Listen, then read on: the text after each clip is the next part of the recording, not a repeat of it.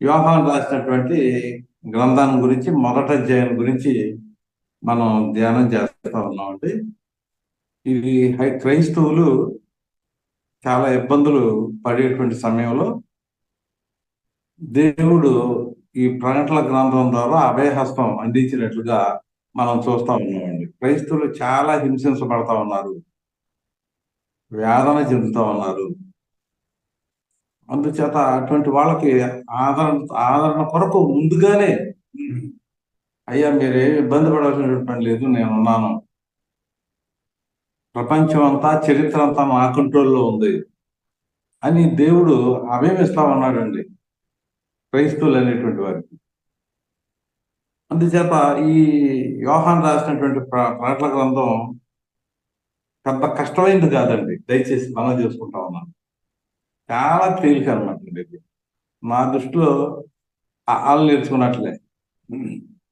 ఇదేంటంటే యేసు ప్రభువారు ఈ ప్రకటన గ్రంథాన్ని గురించి మనం మాట్లాడేటప్పుడు ఇది యేసు ప్రభువారు రెండవ రాకడ గురించి దీనిలో రాయబడి ఉంది అని మీకు కొంతమంది చెప్తా ఉన్నారండి. అది తెలియక పాపం అమాయకత్వంతో వాళ్ళు అలా చెప్తున్నారండి. కానీ ఈ ప్రకటన గ్రంథం అనేటువంటిది ఏ ఉద్దేశం చేత రాయబడిందో అంటే ఆ రోజుల్లో రోమా ప్రభుత్వం కాలంలో టైటస్, డొమిషియన్, ఇంకా కొంతమంది చక్రవర్తుల కాలంలో ఇబ్బందులు పడేటప్పుడు వాళ్ళకి ఆదరణ కోసం ఇది ముందుగానే రాయబడినటువంటి గ్రంథం అండి. ఇది ఆల్రెడీ నెరవేరింది. వాళ్ళకి ఈ త్వరలో ఇబ్బంది పడినటువంటి వాళ్ళకి ఈ ప్రకటన గ్రంథం రాయబడటం కాదు. కానీ ఇప్పుడు మనం కూడా ఇబ్బందుల్లో ఉంటే ఇప్పుడు కూడా ఈ గ్రంథం మనకి వర్తిస్తుంది అనే విషయాన్ని నేను మీతోటి మనవి చేసుకుంటా ఉన్నానండి. చూడండి, ఇక్కడ అధ్యాయంలో యేసు క్రీస్తు అనే 2 పదాలు మీరు త్వరలో చెప్పడం జరిగిందండి. యేసు అంటే మరియకు పుట్టినటువంటి వాడు, క్రీస్తు అంటే సజీవం కలిగినటువంటి దేవుని కుమారుడు, అదనమాట అండి. యేసు క్రీస్తు ప్రభు, ఈ 3 పదాలకి అర్థాలు మనం తెలుసుకోవాలండి. యేసు అంటే మరియమ్మ గారికి పుట్టినటువంటి వాడు, అంటే సిలువుకు ముందు, అంటే పునరుద్ధానానికి ముందు. క్రీస్తు అంటే పునరుద్ధానం తర్వాత, సిలువు తర్వాత సజీవం కలిగినటువంటి దేవుని కుమారుడు. ఆయన 3వ దినాన సమాధి నుంచి దేవుడే స్వయంగా లేపి తన కుమారుడుగా చేసుకొని ఆనంద తైలంతో అభిషేకించి ఫిబ్రవరి 1:9 ప్రకారం, కీర్తన గ్రంథం 1:6 ప్రకారం తన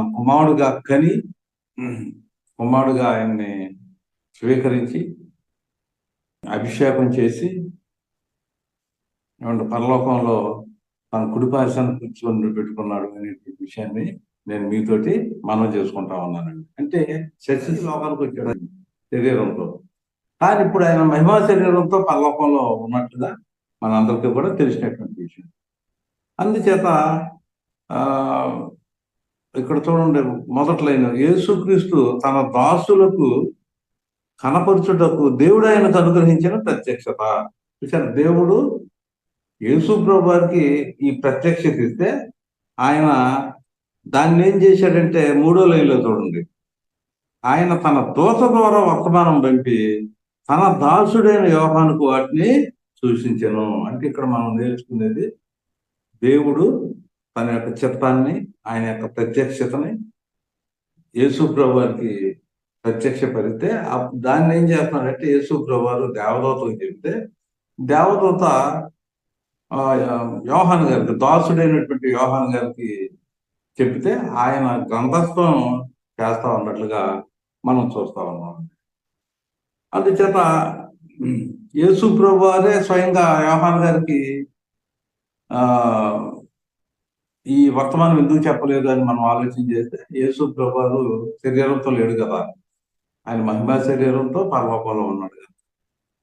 ఆత్మవిషుడైనటువంటి ఆ యోహాను గారికి దేవదూత ద్వారా యోహాను గారికి చెప్పింది రాయొద్దు అన్నప్పుడు యోహాను గారు మానేస్తా ఉన్నట్లుగా మనం చూస్తాం. చూడండి, ఇక్కడ 11లో చూస్తే నువ్వు చూచుతున్నది పుస్తకంలో వ్రాసి. చూసారా, ఎక్కడ చూసిన ఎక్కడైనప్పటికీ కూడా 8వ వచనంలో స్వర్ణంలో ఉన్న సంఘం దూతకు ఎలాగో రాయమంటాడు. 2:1 కూడా ఎఫ్సిలో ఉన్నటువంటి సంఘం దూతకు ఎలా రాయము.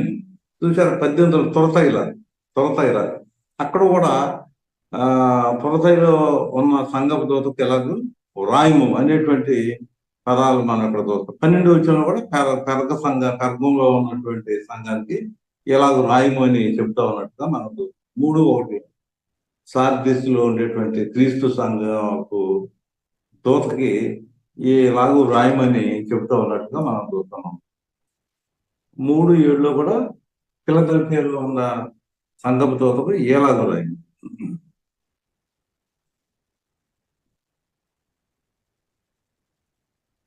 14 లవొదికయలో ఉన్న సంఘపు దూతకు ఎలాగూ రాయము. ఈ రీతిగా 7 సంఘాలకు 7 దూతలు ఉన్నట్లుగా 1:20లో మనం చూస్తాం. 7 దూతలు 7 సంఘాలకి ఉన్నట్లుగా మనం చూస్తా ఉన్నామండి. దేవుడు యేసు ప్రభు వారికి ప్రత్యక్షపరుస్తూ ఉంటే అదేమో యేసుక్రీస్తు దూత ద్వారా యోహాను గారికి చెప్తా ఉన్నట్లుగా మనం చూస్తా ఉన్నామండి. చెప్పింది రాస్తున్నాడు, చెప్పొద్దు అన్నది రాయటం లేదు.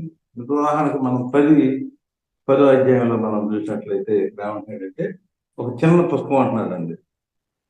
4:14 మీరు చూడాలి, కంపల్సరిగా చూడాలి. ఆ 7 ఉరుములు పలికినప్పుడు నేను రాయబోతుండగా 7 ఉరుములు పలికిన సంగతులు ముద్ర వేయము, వాటిని రాయవద్దని పరలోకం నుండి ఒక స్వరం పలుకుతా వింటిని. చూసారు ఇక్కడ ఏమంటున్నాడు, కొన్ని సంగతులు రాయొద్దు అంటాడు, ముద్ర అయితే ఏమంటున్నాడు అంటే కొన్ని రాయమంటే రాయాలి, రాయకూడదంటే మానేసి.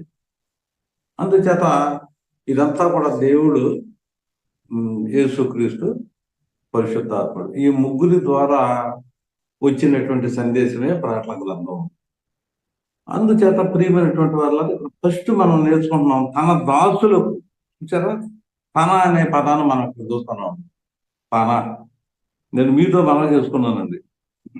ఏమని మనం చేసుకున్నానంటే, మత్తయి రాసినటువంటి సువార్త 1:21లో మనం చూసినట్లయితే, తన ప్రజలను రక్షించుటకు యేసు ప్రభువు ఈ లోకానికి వచ్చినట్లుగా మనం చూస్తాం. అంటే పుట్టుకు మాత్రం ఆయన రావటం ఏంటంటే కొంతమందిని, తన ప్రజల్ని రక్షించడం కోసమే వచ్చినట్లుగా మనం చూస్తా ఉన్నామండి. అందుచేత ఫిబ్రవరి 1:6లో చూసినట్లయితే ఆయన జన్మలో ఆర్య సంబుద్ధి, అటు ఆయన జన్మ ఆశ్చర్యకరం అన్నమాట. ఆయన పుట్టుక ఆశ్చర్యకరం, కన్యకు పుట్టినట్లుగా, మరి ఒక స్త్రీ సంతానానికి పుట్టినట్లుగా మనం చూస్తా ఉన్నామండి. అందుచేత ఆది సంభూతుడుగా మనం చేసుకున్నాం. ఆది సంభూతుడుగా అనేటువంటి పదం మనం ఫిబ్రవరి 1:6లో ఆయన జన్మ చూసినట్లయితే ఒక ఆది సంభూతుడుగా అన్నట్లుగా, అంటే అటువంటి పుట్టుక ఎవరు కూడా పుట్టలేదు అనే విషయాన్ని మనం నేర్చుకుంటా ఉన్నాం. అటువంటి పుట్టుక మనం అదే రీతిగా 1:18 కొలసీలకు రాసినటువంటి పత్రిక 1:18లో కూడా ఆయన పునరుద్ధానం చెప్పాను కదా మీరు, 3వ రోజున దేవుడు యేసుక్రీస్తుని సమాధుల నుంచి లేపినట్లుగా మనం చూస్తా ఉన్నాం.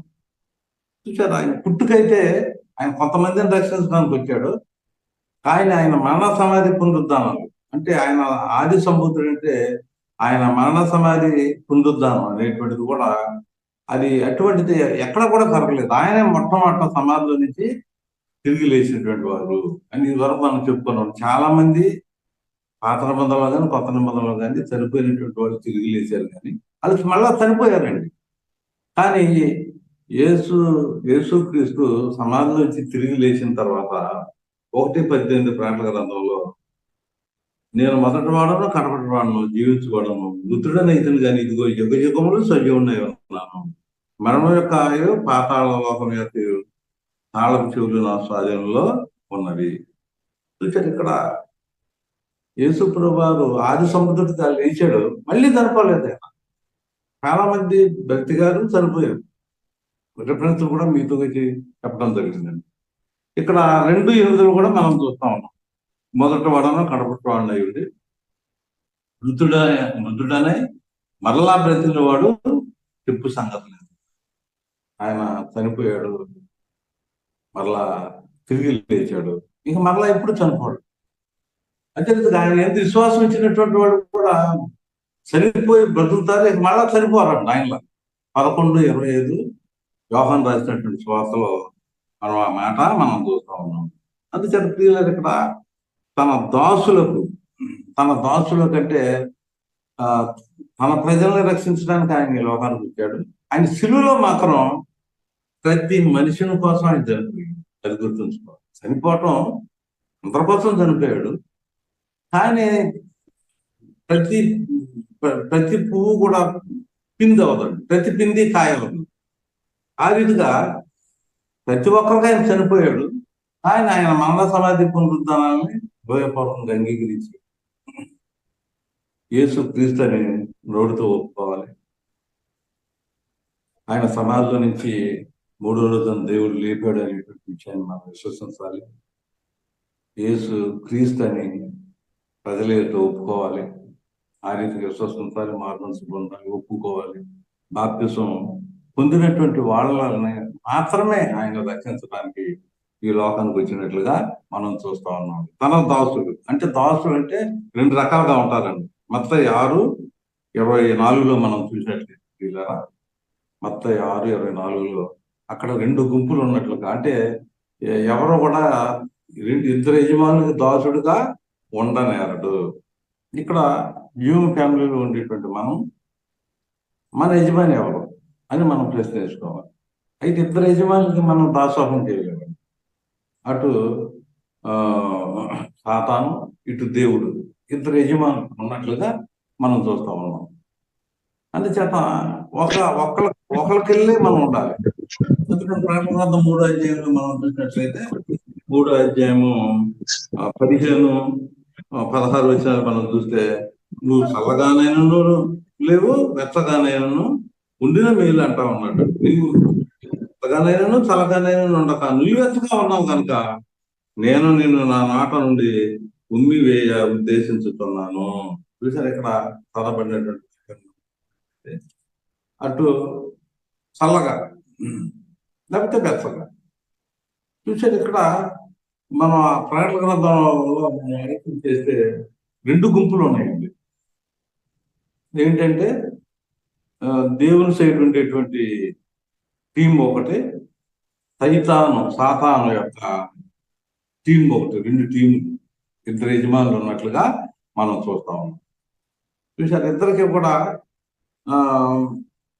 2 దృక్పథాలు ఉన్నట్లుగా మనం చూస్తా ఉన్నాం. మనం ఏ టీంలో ఉంటా ఉన్నాం? 2 పడవల మీద అడుగేయకూడదు కదా. అందుచేత మత్తయి రాసిన సువార్త 6:24 మనం చూసినట్లయితే ఒక సైడే మనం ఉండాలి. మరి ఇక్కడ ఈ సంఘాల్లో కొంతమంది మనం ఆలోచన చేసినట్లయితే, మరి ముఖ్యంగా లవిదొక్కిలో ఉండేటువంటి క్రీస్తు సంఘం గురించి మనం ఆలోచన చేసినట్లయితే, మరి వాళ్ళు అటు కొంతమంది ఏమో వెచ్చగా, కొంతమంది ఏమో చల్లగా, కొంతమంది ఏమో నులివెచ్చగా. 3 రకాలుగా ఇక్కడ ఉన్నట్లుగా మనం చూస్తాం. అదే సరే, ఇది పక్కన పెడితే ఇప్పుడు 2 టీమ్స్, ఏ టీం సైడ్ మనం ఉన్నాము అనే విషయాన్ని మనం ఆలోచన చేసుకునేటువంటి వాళ్ళంగా మనం ఉండాలండి. చూసారు, మత్తయి మనకు తెలుసు కదండి, 12వ అధ్యాయంలో మనం ఆలోచన చేసినట్లయితే, నా పక్షంగా ఉండనటువంటి వాడు నాకు విరోధి అని యేసు ప్రభువు చెప్తా ఉన్నట్లుగా మనం చూస్తాం. నా పక్షంగా ఉండనటువంటి వాడు నాకు విరోధి, నాతో కలిసి సమకూర్చున్న వాడు చెదరగొట్టు.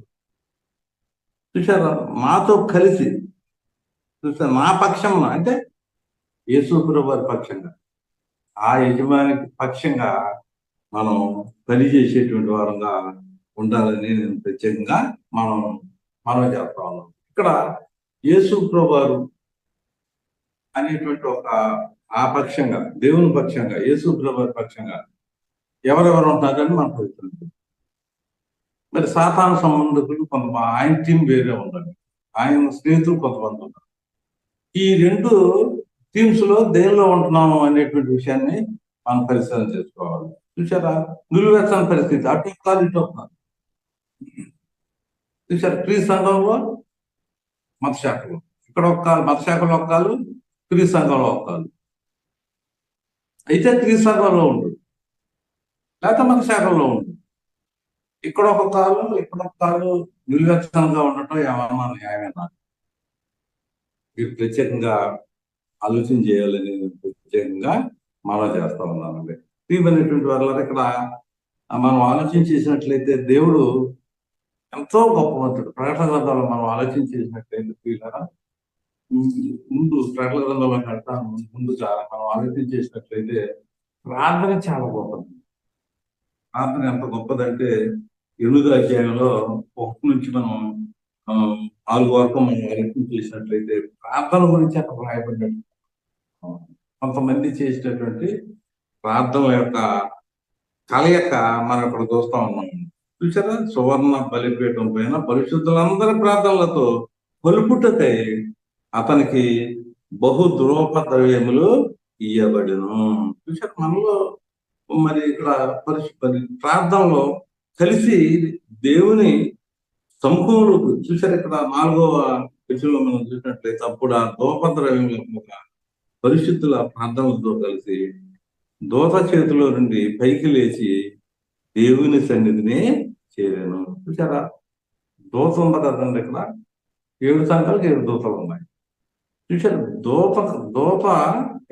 దూత చేతిలో నుండి పైకి లేచి దేవుని సన్నిధికి చేరాను. దేవుని సముఖంలో ఉండేటువంటి దేవదూతలు మీతో మనం చేస్తున్నాను.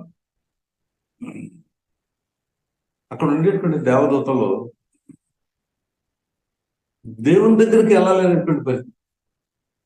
కళ్ళు కప్పుకుంటా ఉన్నాయి 2 రెక్కలతో, 2 రెక్కలతో కాళ్ళు కప్పుకుంటా ఉన్నాయి. అక్కడికి వెళ్ళలేరు, దేవుని సముఖంలోకి వెళ్ళలేరు.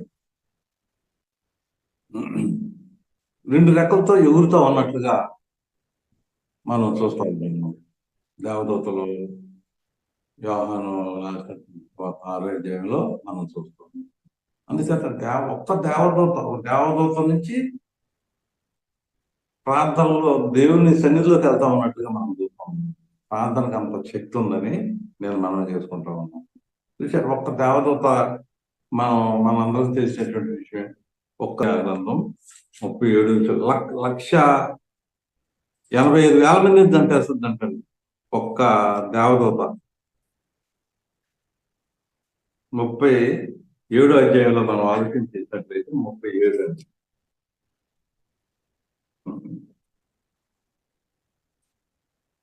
37వ అధ్యాయంలో మనం చూసినట్లయితే 36వ వచనం అండి. 36వ వచనంలో మనం ఆలోచన చేసినట్లయితే అంతటా యెహోవా దూత బయలుదేరి అష్షూరు వారి దండుపేటలో 1,85,000 మందిని మోసెను. చూసారు, ఒక దేవదూతకు ఉన్నటువంటి బలం చూడండి, ఎంత బలం ఉందో మీరు ఆలోచించేది. ప్రకటన గ్రంథంలో మనం నేర్చుకునేది ఏంటంటే ఆ ఒక దేవదూత కంటే ప్రార్థన ఎక్కువ అనే విషయాన్ని మనం ఇక్కడ నేర్చుకునేటువంటి వారంగా మనం ఉండాలి. అంటే దేవుని పక్షంగా ఉండేటువంటి టీంలో దేవుడు మనకి ఇచ్చినటువంటి అశుభం, అంటే దేవుడు మనకి ఇచ్చినటువంటి ఆధిక్యత, దేవుడు మనకి ఇచ్చినటువంటి మేలులు, దేవుడు మనకి ఇచ్చినటువంటి ఆశీర్వాదాలు, ఆత్మగా ఉన్నటువంటి అందుచేత ఈ ప్రకటన గ్రంథంలో మనం ఆలోచన చేసినట్లయితే 1వ అధ్యాయంలో మనం చూసినట్లయితే ఇక్కడ 4 దేవదూతలు ఉన్నట్లు మనం చూసారు. ఇక్కడ 4 దేవదూతలు అంటే దేవుని యొక్క చెప్పి చేతల్లో ఉండేటువంటి దేవదూతలు. పరలోకంలో కొన్ని కోట్ల మంది ఉన్నారండి దేవదూతలు. దానియేలు గ్రంథం 7వ అధ్యాయంలో మనం చూస్తాం. ప్రకటన గ్రంథం 5వ అధ్యాయంలో కూడా మనం చూస్తా ఉన్నామండి. దేవుని యొక్క సముఖంలో మరి ఎంతో మంది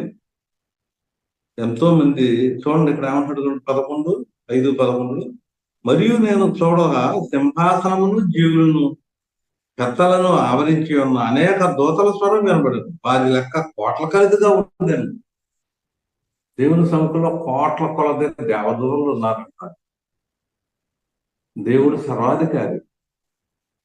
చూసారా, ప్రపంచాన్ని మరి ఆయన ఏలుబడి చేస్తా ఉన్నట్లు మనం సర్వ సృష్టిని ఆయన కంట్రోల్ చేసుకుంటా ఉన్నాడు. చరిత్ర ఆయన కంట్రోల్లో ఉంది అనేటువంటి విషయాన్ని నేను మీతోటి మనం చేసుకుంటా ఉన్నాను. అందుకని నేను ఏమన్నాడంటే, ఈ ప్రకటన గ్రంథంలో వర్తమాన భూత భవిష్యత్ కాలంలో ఉండవాని నుండి 1:4 అంటే దేవుని యొక్క ఔన్నత్యం అక్కడ రాయబడినట్లుగా మనం చూస్తా ఉన్నాం. ఈ ప్రకటన గ్రంథం వర్తమాన భూత భవిష్యత్ కాలంలో ఉన్నవాని నుండి అంటే ఆ ఆ దేవుని దగ్గర నుంచి ఈ ప్రకటన గ్రంథం అనేటువంటి వర్తమానం వచ్చినట్లుగా మనం చూస్తాం. రెండోదిగా 7 ఆత్మల నుండి అంటే 7 క్యారెక్టర్స్ ఉన్నటువంటి 11:1-4 వరకు మనం చూసినట్లయితే ఈ గ్రంథం 7 క్యారెక్టర్లు,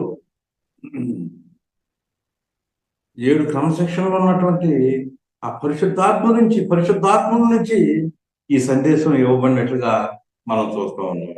అంత మాత్రమే కాదు, ఇక్కడ ఏమంటాడంటే, నమ్మకమైన సాక్షి, మృతులలో నుండి ఆది సముద్రుడుగా లేచిన వాడును, భూపతులకు అధిపతియుడైన యేసుక్రీస్తు నుండి కృపా సమాధానం మీకు కలుగును కాక.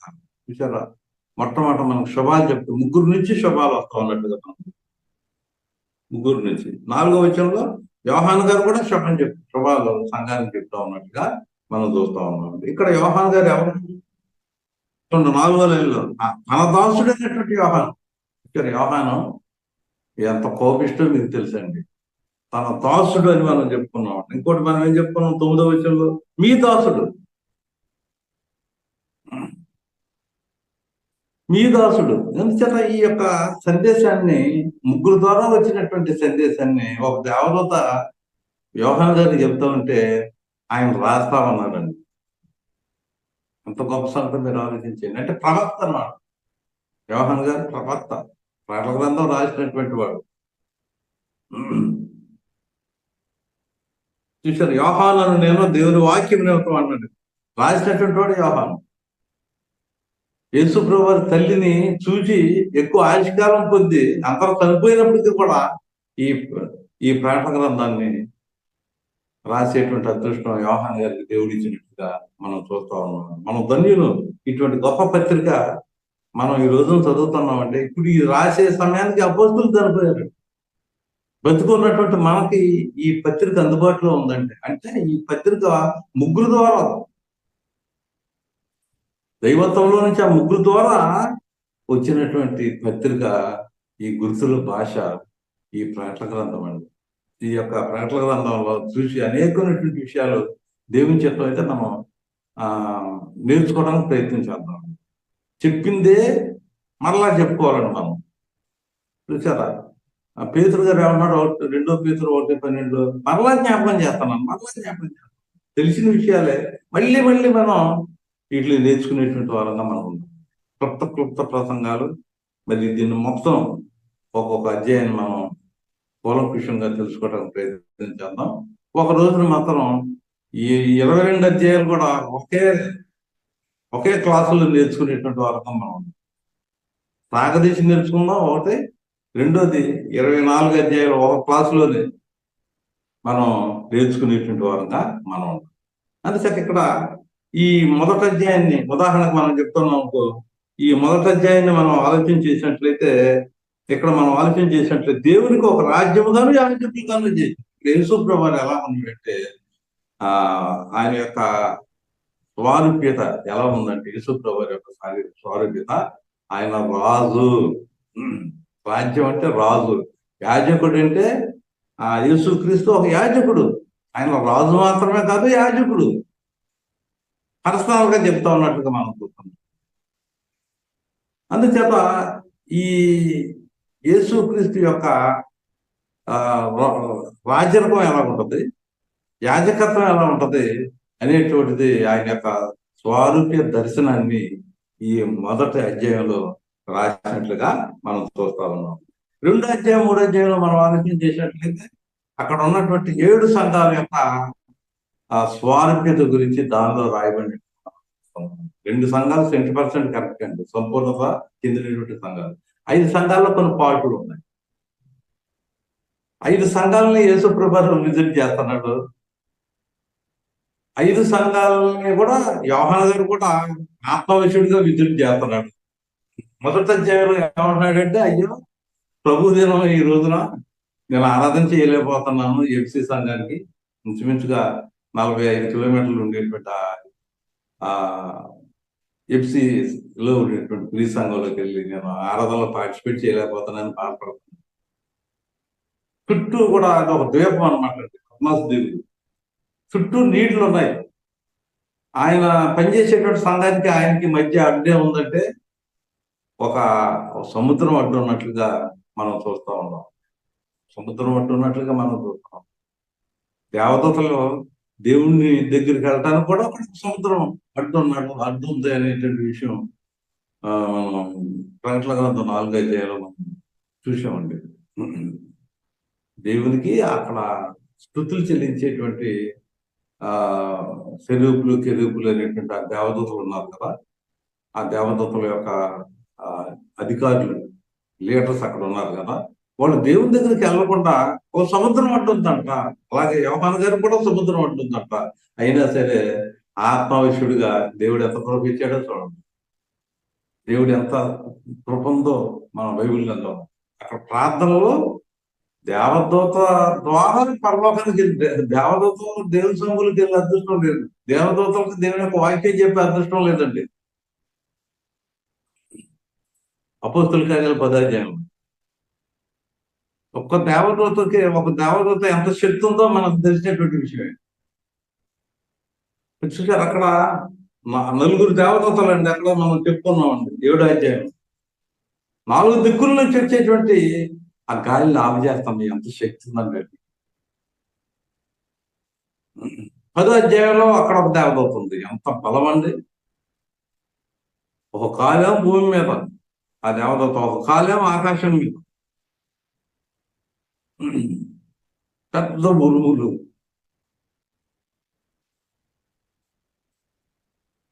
చూసారు ఒక చిన్న పుస్తకం అక్కడ ఉన్నట్లుగా మనం 10వ అధ్యాయంలో మనం చూస్తా ఉన్నాం. అదే కొత్త నిబంధన. సరే, వీటి గురించి మనం నేర్చుకుందాం. ఇక్కడ మనం ఆలోచన చేసినట్లయితే మరి యోహాను గారికి ఎంత అదృష్టం చూడండి. అయ్యో, ఒక సంఘంలో నా స్థానిక సంఘంలో నేను ప్రభురాత్రి భోజనం తీసుకోవట్లా, ఆరాధనలో నేను పార్టిసిపేట్ చేయటంలా అని బాధపడేటువంటి యోహాను గారికి దేవుడు ఎంత పంపించాడంటే ఆత్మవిషుడిగా 7 సంఘాలు చూపించాడు. చూసారా? అంతవరకు యోహాను గారిలో ఉండే కాన్సెప్ట్ ఏంటంటే నేను నేను వాక్యం చెప్పేటువంటి, నేను టీచింగ్ ఇచ్చేటువంటి, నేను నడిపించేటువంటి స్థానిక సంఘం, ఎఫ్సిలో ఉండేటువంటి క్రీస్తు సంఘం దీనికి మించింది లేదు అని అనుకుంటున్నాను. నా అంత టోడు లేడు.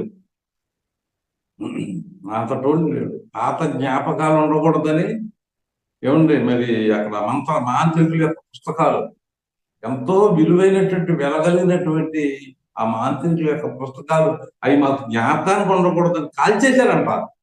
మా సంఘం అంటే ఆశమేది కదండి.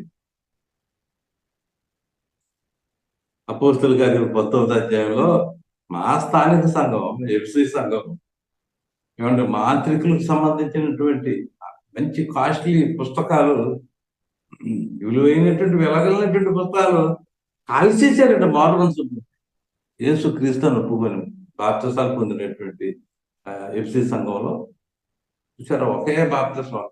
ఎఫ్సిలకు రాస్తూ పత్రిక, అక్కడ పౌలు గారు ఏం చెప్పారంటే ఒకటే బాప్తిసం. కానీ ఎఫ్సిలో ఉండేటువంటి క్రీస్తు సంఘ సభ్యులు 2 బాప్తిసాలు పొందారండి. ఒకటి యోహాను బాప్తిసం, అది చెప్పారు.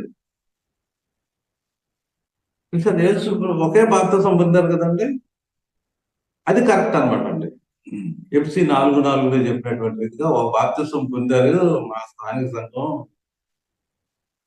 వాళ్ళ బాప్తిసం కూడా తప్పు అని తెలుసుకున్నారు.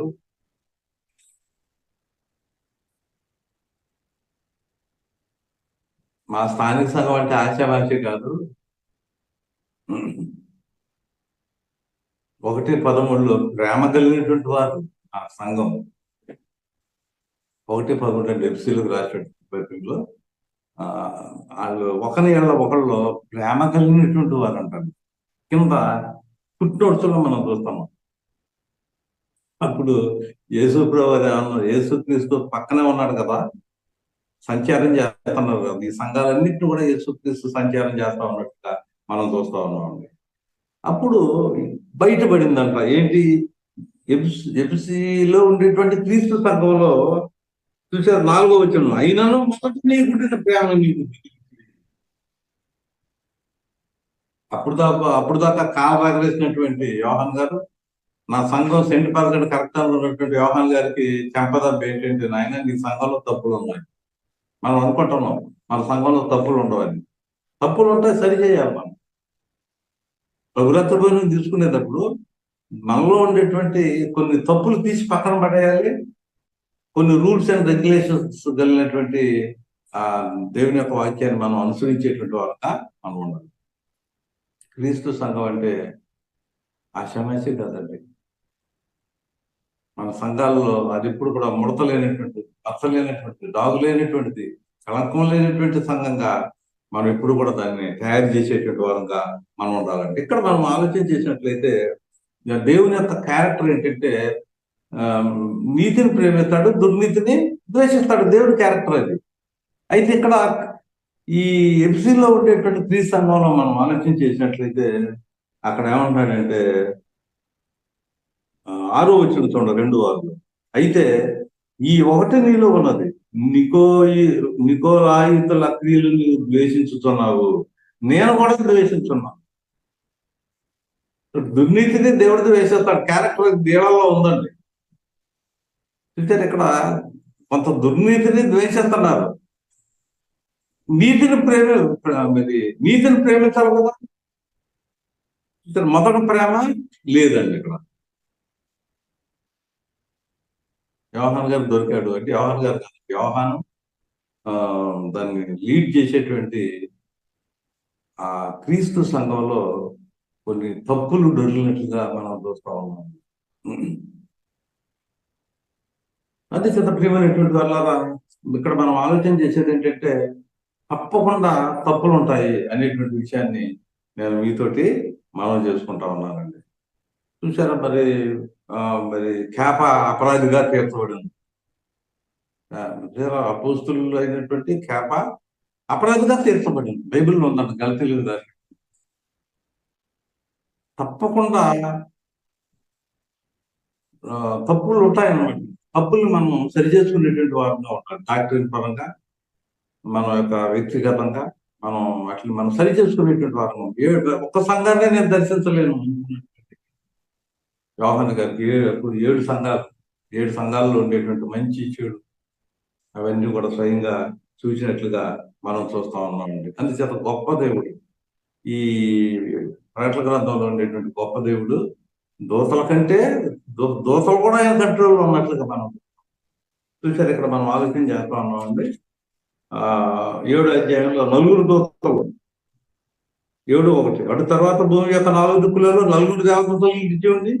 భూమి మీదనైనా, సముద్రం మీదనైనా, ఏ చెట్టు మీద నేను గాలి వేసుకుంటున్నట్లు భూమి యొక్క 4 దిక్కుల వాయువులను పట్టుకొని ఉండగా చూసారా, 4 దిక్కుల్లో ఉండే వాయువుల్ని దేవదతలు ఆఫ్ చేసినాయి అట్లా. వాటికి అంత శక్తి ఉందండి. ఈ పంచభూతాలను కంట్రోల్ చేసే శక్తి దేవదతలకు ఇక్కడ ఉన్నట్టుగా మనం చూస్తా ఉన్నాం. అదే రీతిగా 10వ అధ్యాయంలో మనం చూసామంటే ఇక్కడ ఒక దేవదూతకు ఎత్తుడు బలిష్ఠుడైన వేరొక దూత పరలోకం నుండి దిగి వచ్చుట సూచిస్తుంది.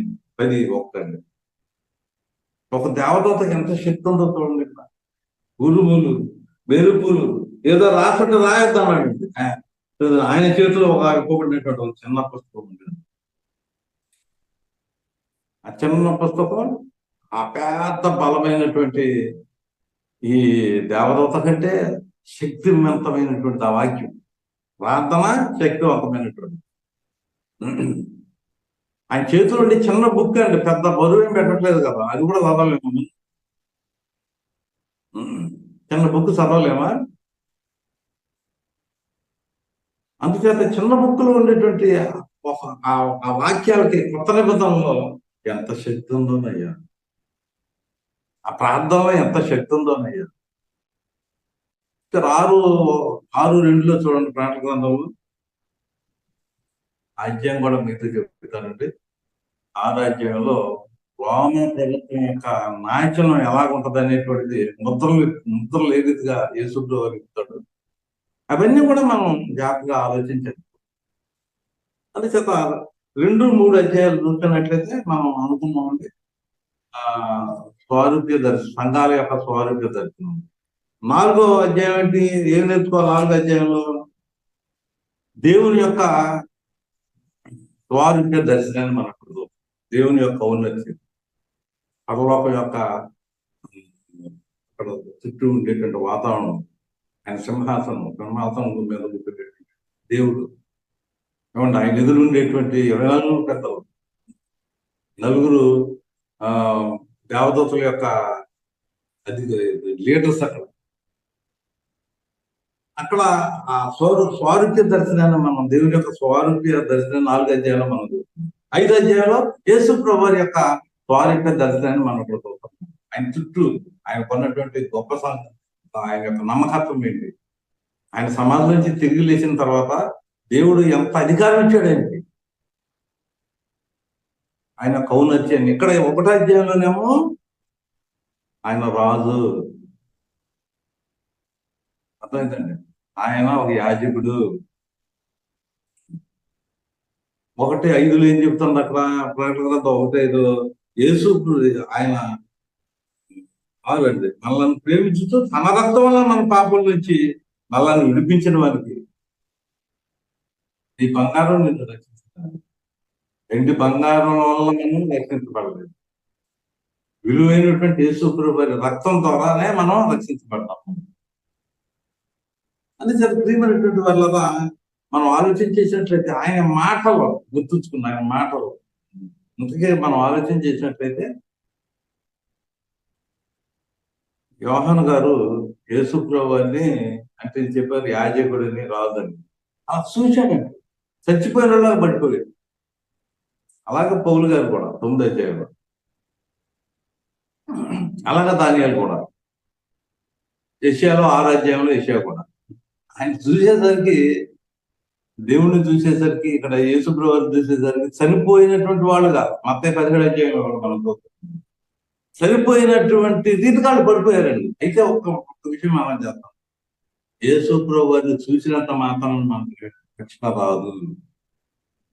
పౌలు గారికి కూడా దర్శనంలో కనిపించాడు యేసు ప్రభువు, ఆయనంత మాత్రం ఆయనకి రక్షణ అప్పుడు రాలా. నువ్వు రక్షించబడాలంటే అననీయ దగ్గరికి వెళ్ళు, ఆయన నీకు చెప్తాడు ఆ మాటలు. ఆ మాటలే చిన్నపత్రంలో రాయబడి ఉంది, దేవత చేతిలో ఉంది కదా. అందుచేత యేసు ప్రభువుని చూశాడండి యోహాను గారు, మంచిదే, చాలా సంతోషం. చూసినంత మాత్రాన నీకు రక్షణ లేదయ్యా. యేసు ప్రభువు రక్తం ద్వారా పాత పాపాలు కడిగేస్తున్నది. బాప్తిసం పొందిన తర్వాత కూడా నువ్వు 1:7-8 అండి, మొదటి తప్పులుంటే అవి కూడా కడిగా.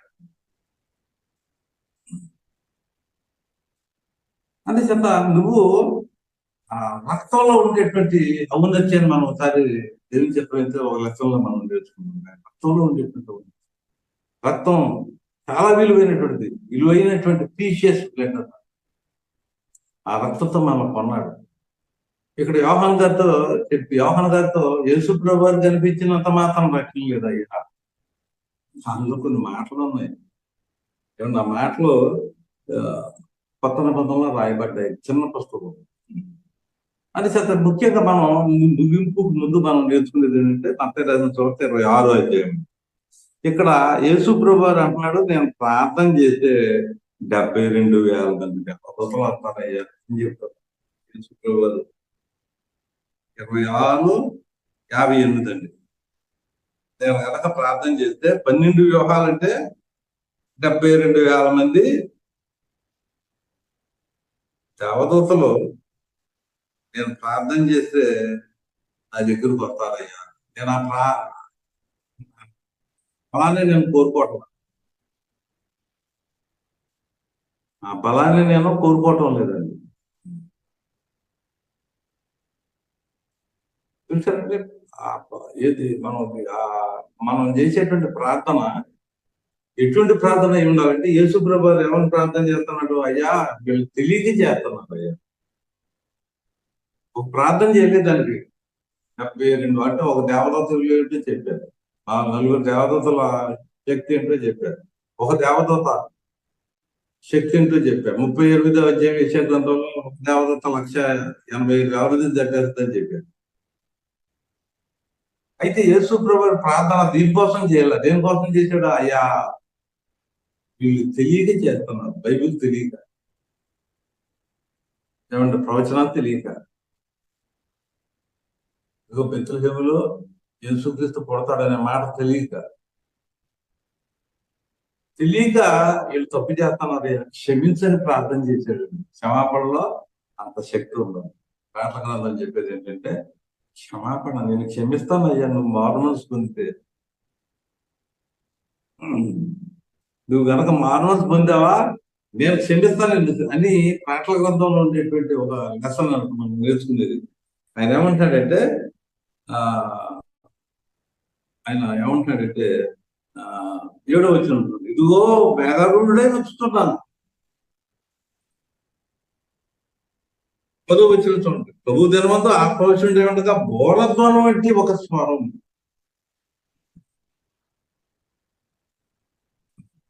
బోరధ్వనం వంటి ఒక స్వరం. 7 ముద్రలు ఉన్నాయండి.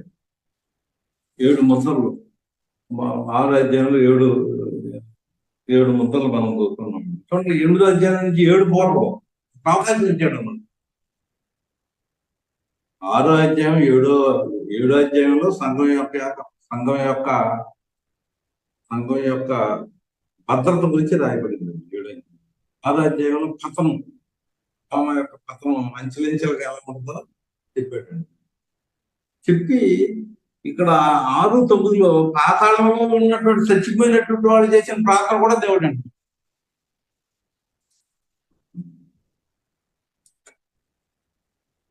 చూసారు ఇక్కడ మళ్ళీ 7 ముద్రలో 7వ ముద్ర అయిపోయే సమయానికి మళ్ళీ 7 బోర్లు వచ్చినట్టు మనం. బోర్లు అంటే దేవుడు వార్నింగ్ ఇస్తున్నాడు. చిన్న పుస్తకం కదా 10వ అధ్యాయంలో కట్టగలదు. ఈ వాక్యం అనేటువంటిది మన అందరికి కూడా చెబుతూ బోర్ అనమాట. చూసారా ఇస్రాయల్ దేశంలో ఈ మిసైల్స్ వెళ్తానే అనుకోండి, అక్కడ ఆలస్యం అవుతుంది, జాగ్రత్తగా మీరు మెట్ల కింద దాచుకోండి, ఆ రీతి అనమాట. అందుచేత ఇక్కడ ఈ బోరధ్వని దేవుడు ఏంటంటే మీరు మారుమనసు పొందండి. దాంట్లో చాలా 9వ అధ్యాయం కానీ 16 అధ్యాయులు మీరు మారుమనసు పొందండి. అయితే వాళ్ళు ఎవరో మారుమనసు పొందలేదు అంటే క్షమించడానికి అనమాట. క్షమించటంలో అంత బ్లెస్సింగ్స్ ఉన్నాయని దేవుని యొక్క వాక్యం చెప్తా ఉన్నట్లుగా మనం చూస్తాము. చూసారు మొదటి కొరింథీయులకు 2వ కొరింథీయులకు రాసినటువంటి పత్రిక 2వ అధ్యాయంలో కూడా అసలు సాతాన్ని జయించాలంటే సాతాన్ని క్షమించాలంటే మన ఎదుటోడు క్షమించాలంటుంది. అది అక్కడ 2 టీమ్స్ ఉన్నాయండి. సాతాను ఆ టీంని జయించాలి. సాతాన్ని జయిస్తే ఆ టీంని జయించినట్టే కదా. ఒక పాయింట్ ఏంటంటే మనం నేర్చుకునేది ఏంటంటే 2:11లో నేనేమైనాను క్షమించి ఉంటే సాతాను వల్ల మోసపరచుకునేటట్టు మీ నిమిత్తము క్రీస్తు సముఖము నందు క్షమించి ఉన్నాను. సాతాను తంత్రములను ఎరిగినటువంటి వారు క్షమించాలి, గుర్తుంచుకుంది. యేసు ప్రభు వారు 72,000 మంది అవుతారని ప్రార్థన చేయాలి, దేవుడికి చేయాలి. ఆ ప్రార్థన నాకు దానికంటే బలం ఏంటంటే ప్రియమైనటువంటి వాళ్ళ ఏమని ప్రార్థన చేశాడు శిలువ మీద ఆయన. వీళ్ళు ఏం చేస్తున్నారు వీళ్ళకి తెలియదు. క్రీస్తు సంఘంలో మతశాఖలు ఉన్నాయండి ప్రపంచంలో. వాళ్ళు ఏం చేస్తున్నారు వాళ్ళకి తెలియదు. అటువంటి విషయంలో మనం ఏం చేయాలి చెప్పండి? కొద్ది ఓర్పుతో, సహనంతో. సూర్యతేజ గారు ఎంత ఇబ్బంది పడుతున్నాడు నాకు తెలిసాను. ఉద్యోగం చేసుకోవాలా, ఆయన ఎప్పుడు ఇదే ఆలోచన కదా. ఒక 500 తప్పు లెక్క పెట్టాడు అనుకో, ఏమవుతుంది? ఎంతో చక్కగా ఆ డ్యూటీ సక్రమంగా చేసుకుంటూ మళ్ళీ అందరికీ ఫోన్ చేస్తే ఎత్తుతాడు ఆయన. కొంతమంది ఫోన్ ఎత్తనండి, మధ్యరాత్రులు ఫోన్ చేస్తే ఆయన ఎత్తుతాడు. నేను ఈ మధ్య ఒక మెసేజ్ పెట్టానండి, అయ్యా కుటుంబాన్ని చూసుకోయ్యా. ఆయన ఒకటే చెప్పాడండి, ప్రతి వారంలో ఒక రోజు మీరు వాక్యం చెప్తే ఆ టైంలో నేను కుటుంబంతో అంత టైం నేను ఫ్యామిలీకి ఇస్తానండి. ఆయన 24 గంటలు ప్రసంగం తయారు చేసుకుంటాను.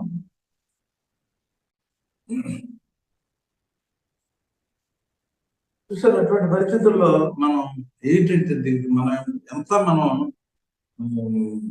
దేవుని యొక్క వాక్యాన్ని చూసారు, జూమ్ కార్యక్రమాలని ఎక్కువగా మనం ముందుకు తీసుకెళ్ళేటువంటి వారుగా మనం ఉన్నాం. మన విరోధులు ఉన్నారు, మనం క్షమించాలి. మన విరోధులు వెళ్తుంటే కనబడింది, బ్రదర్ కనబడిందని మనం కల్పించుకుని మాట క్షమించాలండి. చూసారా, ప్రార్థన ఎంత గొప్పదో మనం చూసేవాడు. ప్రార్థన ఏం చేస్తుందంటే గొప్ప కార్యాలు చేస్తుందండి. ప్రార్థన గొప్ప కార్యాలు చేస్తుందని నేను మనవి చేస్తా ఉన్నానండి. చూసారు, ఇక్కడ మనం ఆలోచన చేసినట్లయితే ఈ ప్రకటనల గ్రంథం ఈ మొదటి అధ్యాయం గురించి ఇంకా కొన్ని విషయాలు మనం నేర్చుకునే దూరంగా ఉండాలని నేను ప్రత్యేకంగా మనం చేస్తా ఉన్నాను. మరి ఈ యొక్క కార్యక్రమాన్ని మన ప్రియులు గురుతేజ గారు చెప్తా ఉన్నామంటే, మరి జూమ్ కుటుంబ సభ్యులందరికీ కూడా మీకు వందనాలండి. ఒక్కటే మీరు ప్రార్థన చేయండి అంతే. మేడమ్మ గారు మనసు మీద ఉన్నారు, వాడికి ఎంతవరకు ఉందండి, ఓపిస్ట్ అండి. యోహాన్ గారు ఎంతో సంపాదించుకున్నాడు, ఆవిడ కోసం మనం ప్రార్థించాలి. ఆవిడ పాట ఎంతో మధురంగా ఉంది. ప్రతి ఒక్కరి కోసం మనం ప్రార్థన అన్నిటికంటే గొప్ప అనమాట. మనం ప్రార్థన చేస్తే చాలు, పర్వతం లాంటి సమస్యలు అంటాను నేను, అదే పర్వతం లాంటి సమస్యలు మైను మీద నీ సన్నిధిలో కలుగును గాక. నోటి నిండా నోపు, శరీరంలో ఆయురాలకి దేవుడు తప్పకుండా దేవుడు మనకి ఇచ్చేటువంటి వాడుగా ఉంటాడు. అవకాశం ఇచ్చినటువంటి సూర్యశేఖర్ గారు పొందనాలండి.